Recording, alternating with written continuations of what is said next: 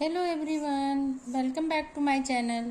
आज का मेरा टॉपिक है इंग्लिश ग्रामर एक्सरसाइज, जिसके बारे में कुछ सेंटेंस हैं। इसका मैं देखती हूँ कि इसमें क्या आएगा। दो वर्ब दी हुई हैं, इनको इसमें फिल करना है। सेम सेकंड सेंटेंस है एंड ऐसे ही थर्ड सेंटेंस है।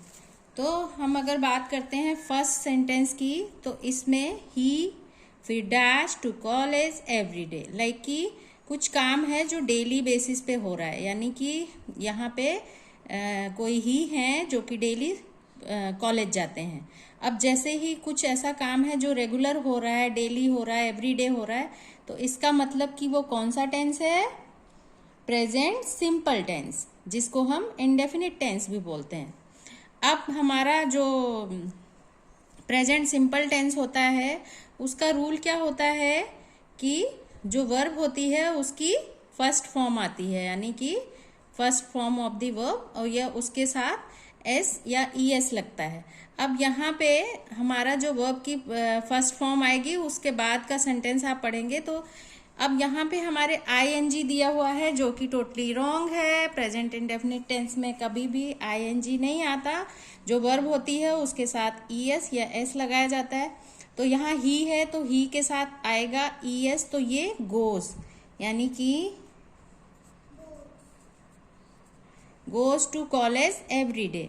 अब सेकेंड सेंटेंस है my mother dash to Delhi last month. अब इसमें फिर लास्ट मंथ है, यहाँ से हम इसको जज कर सकते हैं कि ये पास्ट की बात हो सकती है। Last month, yesterday, like these words अगर आपको कहीं भी दिखते हैं इस तरह के सेंटेंस में, तो आप तुरंत समझ जाएं कि ये पास्ट की बात हो रही है। अब इसका माय मदर मतलब मेरी माँ जो है वो डेली पिछले महीने गई थी। इसका मतलब कि जैसे या ये आता है तो वो क्या होता है हमारा पास्ट इंडेफिनिट टेंस या फिर पास्ट सिंपल टेंस। अब उसमें जो रूल है वो ये है कि जब पास्ट की बात होती है तब उसमें वर्ब की फॉर्म कौन सी आती? फर्स्ट फॉर्म तो नहीं आती, तो वो आती सेकंड फॉर्म। अब इसमें वेंट दिया हुआ है तो ये यहाँ पे आएगा went to Delhi last month. My mother went to Delhi last month. अब थर्ड सेंटेंस जो है I dash as a teacher for 2 years, है ना। यहाँ पे ये दिया हुआ है कि मैं 2 साल से टीचर की तरह जो मेरा काम है वो टीचिंग का है, लाइक इसका जो मीनिंग है। अब इसमें क्या आएगा, यानी कि 2 साल से कोई काम हो रहा है। अब यहाँ पे हम पहचानेंगे कि जैसे यहाँ अगर फॉर है, सिंस है, तो यानी कि एक समय की बात की जा रही है। तो 2 साल यहाँ पे समय दिया गया है, तो वो काम जो है वो 2 सालों से हो रहा है रेगुलर और अभी भी चल रहा है। ऐसा नहीं है कि वो फिनिश्ड हो गया है। तो जब फिनिश नहीं हुआ है कोई काम तो ये have worked, have been working, like कि हैव वर्क तो यहाँ पे नहीं आएगा, क्योंकि परफेक्ट का यहाँ पे कोई चांस ही नहीं है।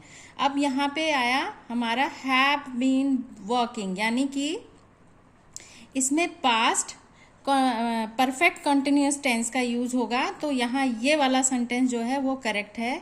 तो यहाँ पे आएगा I have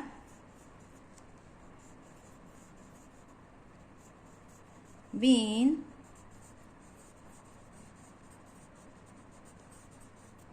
working as a teacher for 2 years।